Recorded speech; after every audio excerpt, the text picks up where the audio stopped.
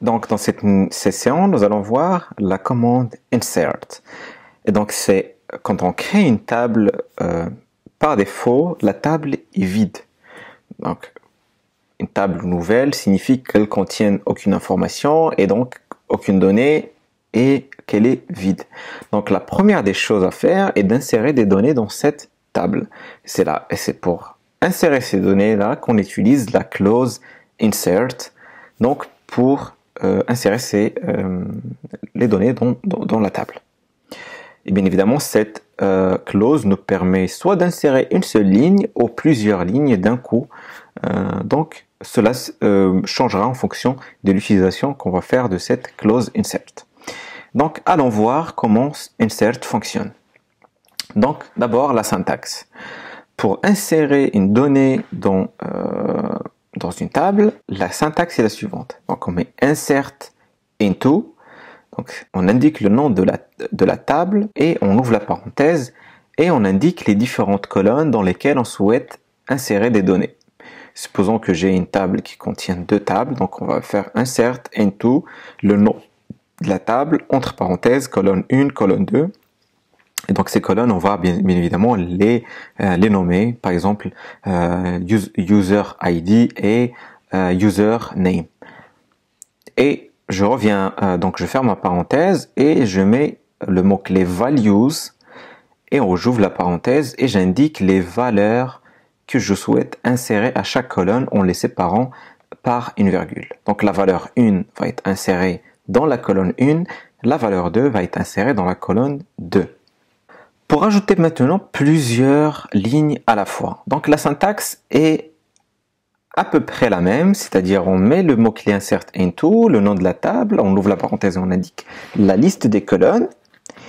Et dans values, on va mettre donc entre parenthèses la première ligne qu'on souhaite insérer, virgule. On ouvre la parenthèse et on met donc la deuxième ligne qu'on souhaite insérer, etc.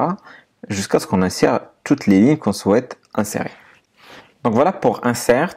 Passons à MySQL Workbench pour voir quelques exemples pratiques. Donc ici, pour notre premier exemple, on va créer une table qu'on va appeler lien et dans laquelle donc on va stocker un certain nombre de liens de sites et une description du site. Procédons d'abord à la création de cette table. Donc on utilise createTable qu'on a vu donc précédemment.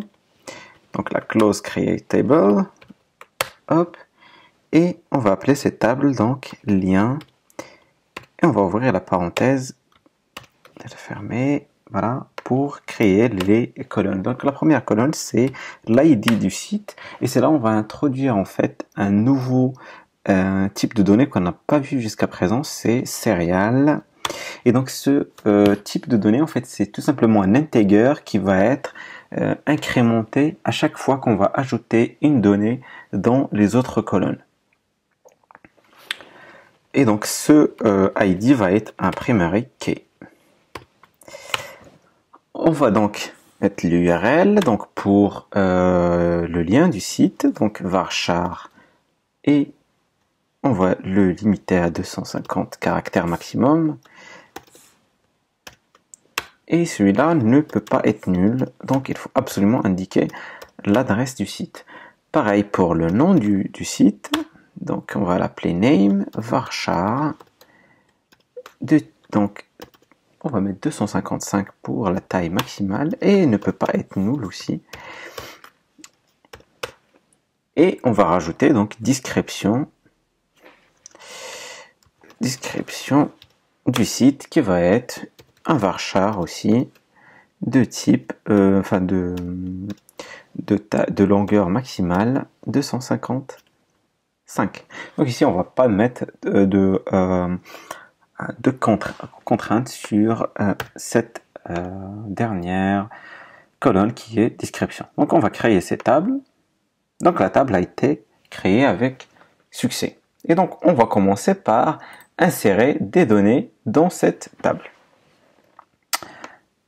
Donc on revient et on utilise notre syntaxe insert into on met le nom de la table, donc lien, et on ouvre la parenthèse pour indiquer les colonnes dans lesquelles on souhaite insérer ces données. Donc on souhaite insérer l'URL, donc le lien du site, et le nom, donc name. On ferme la parenthèse, et là on revient à la ligne, et on met values, donc le mot-clé values, et on ouvre la parenthèse pour mettre donc ces valeurs là. Donc www. Par exemple, on va mettre le site le data scientist.fr, on ferme donc la guillemets et on va mettre le nom du site. Donc le site, son nom c'est le data scientist, tout simplement. Et on ferme la parenthèse. Et donc là, on clique en exécutant cette requête, ce site-là, on va pouvoir l'insérer dans la table. Donc là, on l'a inséré. On voit que ici, on a OneDraws affected. Ça veut dire que ce lien, ces données ont bien été insérées dans la table lien. On va rajouter un deuxième site. On va rajouter donc google.fr tout simplement. Donc google.fr et ici on va l'appeler Google. Et voilà, donc on a là aussi réussi à insérer une ligne dans cette table. Maintenant on va faire un select pour voir si on a bien inséré ces deux lignes. Donc select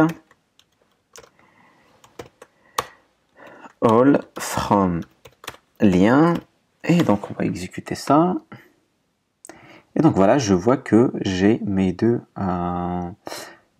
sites qui ont bien été insérés. Bien évidemment, la description est nulle parce que je n'ai pas indiqué de description. Et je vois que l'ID a été incrémenté. Donc le premier site, l'ID est égal à 1 et pour le deuxième, c'est égal à 2. Maintenant, supposons qu'on souhaite donc insérer plusieurs données à la fois. Donc on va revenir, donc peut-être on va revenir à voilà, insert into, tout simplement values, et là je vais mettre donc un nouveau site que je vais rajouter. Par exemple, je vais rajouter amazon.fr que je vais appeler ici Amazon. Et je vais rajouter un deuxième site, donc je mets virgule, et là je mets le deuxième website. Je vais par exemple mettre lefigaro.fr et je vais ici l'appeler Le Figaro. Et donc en exécutant cette requête, je vais pouvoir, voilà, je vois que j'ai pu insérer deux lignes à la fois. Donc voilà pour l'insertion de plusieurs lignes à la fois. Maintenant, on va voir comment on peut insérer plusieurs lignes à partir d'une table existante. Et donc pour cela, on va créer une table, une copie de la table lien pour faire ce test-là. Donc commençons par créer la table qui est une copie de la table lien. Et donc pour cela, je vais rappeler la syntaxe. Bon, enfin, je vais montrer la syntaxe parce qu'on ne l'a pas vu jusqu'à maintenant.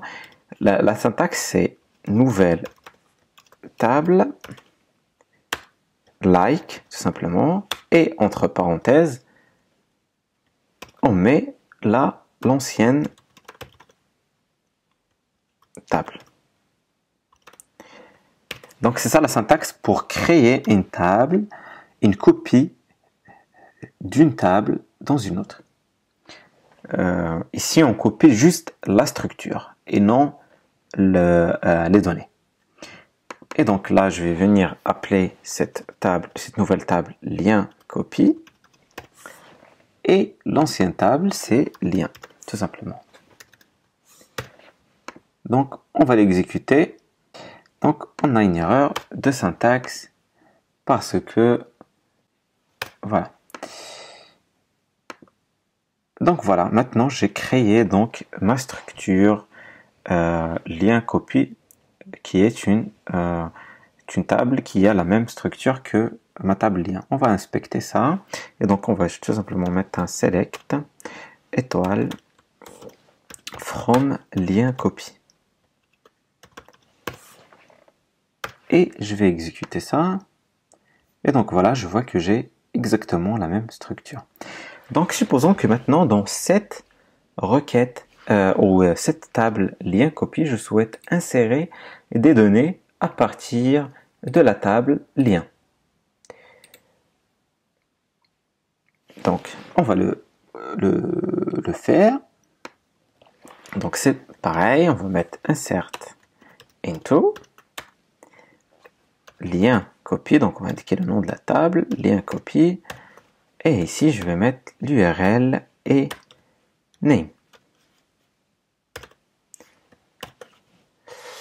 Voilà. Et donc, je reviens à la ligne et je mets select all from lien et là je vais indiquer la condition sur la ligne que je souhaite insérer. Par exemple, je souhaite insérer juste le data scientist ou Google par exemple, juste Google. Donc je vais mettre les guillemets et je vais exécuter ça. Effectivement, ici on a une erreur parce que tout simplement il ne faudrait pas indiquer les colonnes qui sont dans la table dans laquelle je souhaite insérer des données. Parce que là, j'ai fait un select all. Donc ici, la liste des colonnes entre parenthèses n'a pas de raison d'être, tout simplement dans la requête. Donc là, je vais la réexécuter. Et donc voilà, j'ai réussi à insérer donc toute la ligne dont le nom est égal à Google. Donc on va inspecter ce résultat en mettant select all from lien copie et on va exécuter ça. Et donc je vois que j'ai réussi à insérer la ligne Google avec l'ID de Google et le nom et l'URL. Donc voilà pour insert. J'espère que ça a été clair pour vous. J'espère que vous avez très bien compris comment l'utiliser. Si ce n'est pas le cas, n'hésitez pas à revoir donc la première partie du cours et à faire des exemples de votre côté et à me poster des questions dans la partie réservée aux questions. Je me ferai un plaisir de vous répondre.